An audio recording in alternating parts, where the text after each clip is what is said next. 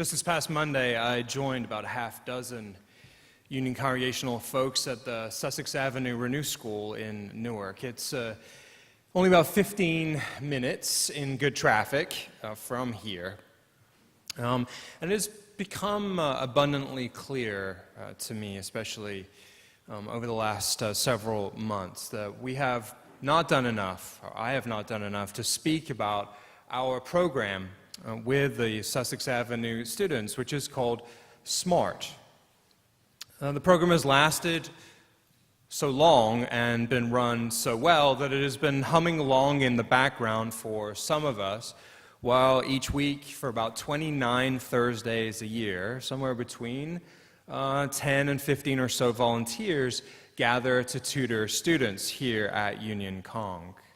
Those volunteers are not all members of this church. We have been blessed with 4 high school students who have been participating this year, and there are some adults who are not members of our church who also volunteer.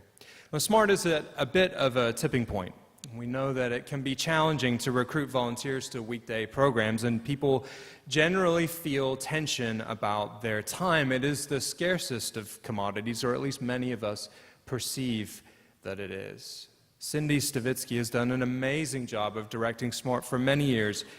And as we begin to think about the program next year, we need to do more and say more to ensure that our own community understands the importance of this program for us and for the students at Sussex Avenue. The principal at the school, Darlene Gearhart, has said that it makes an enormous difference to the students, not simply because of the added time once a week to do homework, but to have additional relationships with adults that are meaningful and healthy. That is actually the value of SMART, in addition to the opportunity to go and see new places and experience new things. SMART is beloved by the administrators and the staff because of the relationships it helps foster. There is a flyer that the school has put together that touts the wonderful things happening at the school, and the SMART program at Union Congregational Church is front and center. SMART is heralded at Sussex Avenue as a flagship program, as a thing that helps them stand out and is something that everyone at the school is really proud of. And so when we met on Monday, 2 fifth graders came and spoke with us.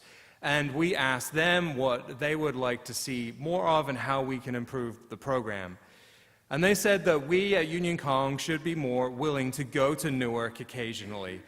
Not simply because they don't want to come here to Montclair, but because they are proud of their school and want to show off their facility, their work, their art, their stories, and their home. And secondly, they wondered if there are things that they could teach us in a more formal sense. As one student suggested, things would be better if they could teach us things rather than it just being us teaching them all the time. She said, "If you are old, you probably don't know how to work your phone, and we could teach you how to do that." It should be clear that to any 5th grader, anyone over 24 counts as old. Now, later on, when I was reflecting on these verses from the Gospel of John, I came back to that desire from the students to want to teach the tutors. How wonderful it is that we get to hear in our day and age that students desire a partnership with the adults who are participating in this program with them. Now, in no way am I suggesting that such a desire for partnership is bad or wrong. Only I wondered how new that is and what a massive cultural shift that has occurred that would enable an elementary school student to look at an adult and say, "Well, I've got something to teach you too." I can only imagine the look on the nuns' faces if I had said that 35 years ago. I feel like we could be partners in my educational process. I have some things in my tool belt that I could teach you about life and the world. Detention or hysterical laughter are the only 2 possible options in that scenario. Now, we take it for granted that to some degree students will self-select from a range of options available to them, not merely select which major they will follow in college, but that they would have electives in middle school that might choose after-school programs from a menu in elementary school. They would have the freedom to choose a course of study to some degree. And there is now a general idea that teaching and studying is a partnership where everyone has something to teach and everyone has something of value to share. My assumption is this is a significant shift. Mentoring in its original form was not a process of a student selecting from a menu. Mentoring meant that the teacher told you what to do, and you did it, and if you didn't want to do it, you could find another teacher. In a classical sense, if you wanted to excel at something, the mentor was to be imitated, and you risked a great deal by refusing to imitate. Now, I sense at times in the Gospels a more egalitarian relationship between Jesus and the disciples than would have been customary in that day and age. While Jesus has moments of teaching where clearly he is offering wisdom and people are sitting and listening and soaking that wisdom up, the disciples are also entrusted with a great deal of responsibility. And so then we get this freeing and lovely piece of moral teaching in John 13 about the importance of love. This is how you do it. I give you a new command, that you love one another. And that's wonderful, that's brilliant, that's fantastic, but let's just be honest with ourselves for a moment. Love one another. It's not that novel. And I know we are taught to respect the words of Jesus, but let's be real. I'm not sure where he gets off saying that loving one another is a new command. Nobody in human history had ever thought of that before. So why is it new? How is it new? What makes it new? Maybe it's new for the disciples, or it would have been, except that love has appeared in the Gospel of John dozens of times before we get to this chapter. I don't know about you, but there is an up and down relationship that I have with commands to love. I guess I don't respond well to commands in general anyway, but any sermon to do with love, you must love. We should all love more. We need to love to make it today. We need more, not less. Love wins. Love will always win. That's a fine message, but it also needs to be unpacked, and it's a challenge to sort out when it seems like I most need that kind of message. Because, to be honest, I will say that somehow, some way, I'm a little better at loving others and the world, I think, with a full stomach, when my bike is working well, my children are playing happily outside, I've got tickets to the game next weekend, I have a sense of having spent my time productively this week, I'm reading a good book right now, family's well, friends are well, you shall love one another. Sure, that sounds great. But love one another, love just as Jesus loved the disciples. It's just different on an empty stomach, a broken bike, children that are arguing, no tickets, lousy books, sick friends, depressed family members. It's a different sort of challenge. And John 13 as a whole is a very rich chapter because it takes place in the upper room.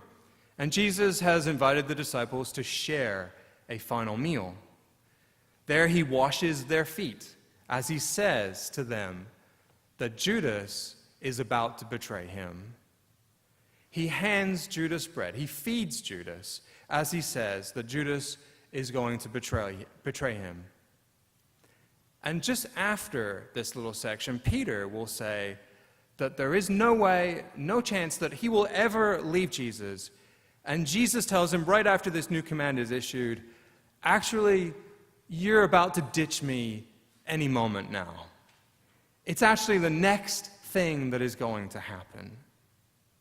In other words, love as Jesus loved the disciples is saying that Christ's love is extended as the betrayal is already underway.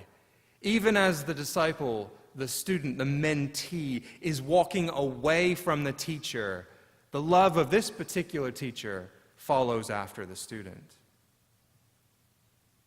Nevertheless, telling other people that they need to love more will always have its limits.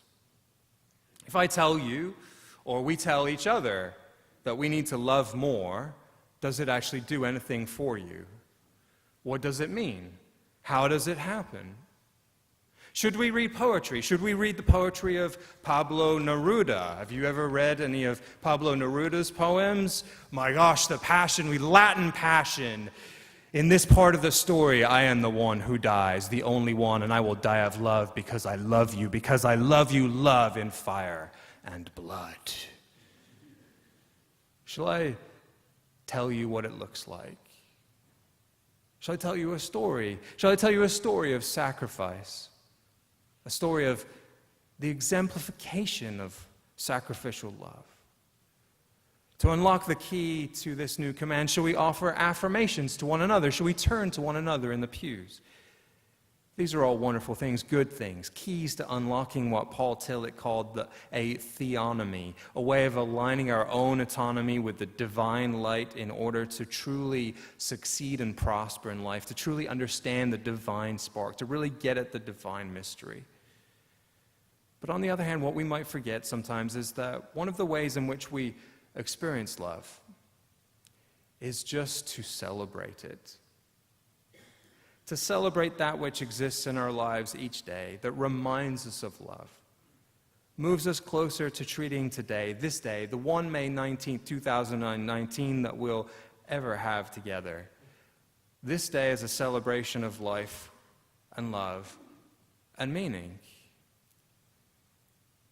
And so today, we celebrate. We celebrate life and love and meaning. For many reasons, one of them being that it amplifies and symbolizes in our current times the beauty of the gospel message that we should love one another. But we also do it to celebrate those among us this morning. And so let us continue our service by inviting Sam and John to please come forward and join me on the chancel steps. Sam and John have chosen to share an exchange of vows with one another in the presence of their spiritual community on a Sunday morning.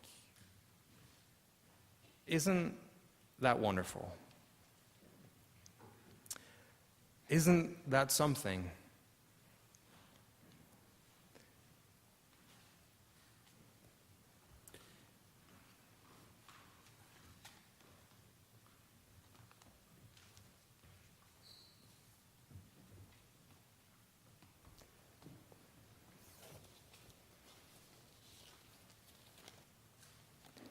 I invite you to turn to your bulletins where you'll see that we are now to join together in a liturgy. Will you join with me? O God, we gather to celebrate your gift of love and its presence among us. We rejoice that two people have chosen to commit themselves to a life of loving faithfulness to one another.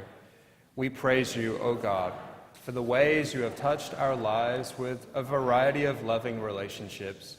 We give thanks that we have experienced your love through the life-giving love of Jesus Christ and through the care and affection of other people.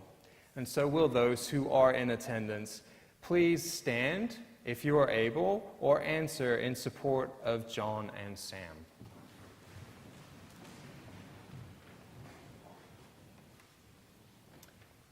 Do you, people of God, offer your prayerful blessing to this marriage?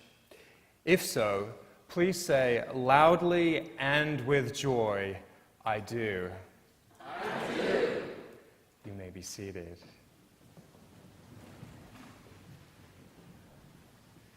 God of our mothers and our fathers, hear our pledges encouraging and supporting this union of Sam and John.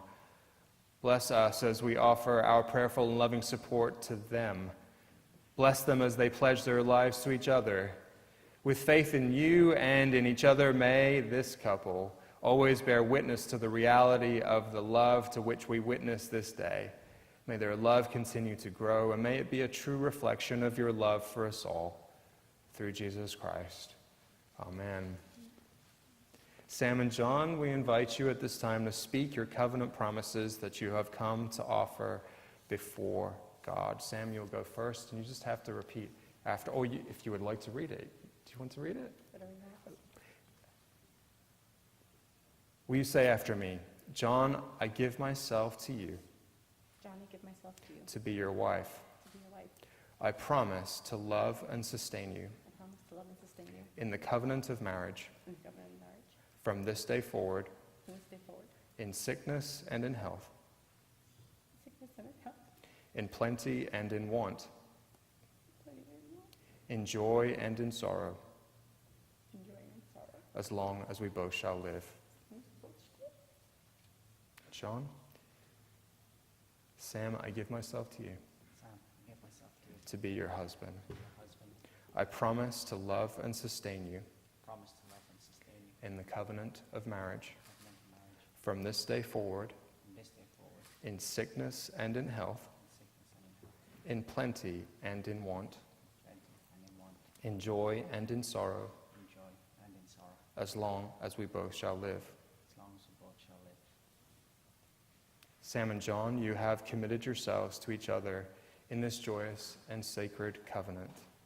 Become one, fulfill your promises, love and serve God, honor Christ and each other, and rejoice in the power of the Holy Spirit. And may the people of God say, Amen. Congratulations. Didn't burn banners and No, definitely not. And so, Karen, would you like to? Okay. Karen would like to say a few words. thank you. We are so excited to have Sam and John here. We give them this plant as we know how much you two embrace nature. In the assembly room, talking about the Sussex Avenue children, they have drawn nature pictures for you, knowing how much you love nature and how you embrace nature. Also, in your honor, in Palestine, in the war-torn area, a tree is going to be planted in your honor, and your names will be on a plaque, bearing on the plaque your names will be. And then after the service, we will have our honoring the heritage people, but also honoring your marriage. So we have lots to celebrate this afternoon, so congratulations.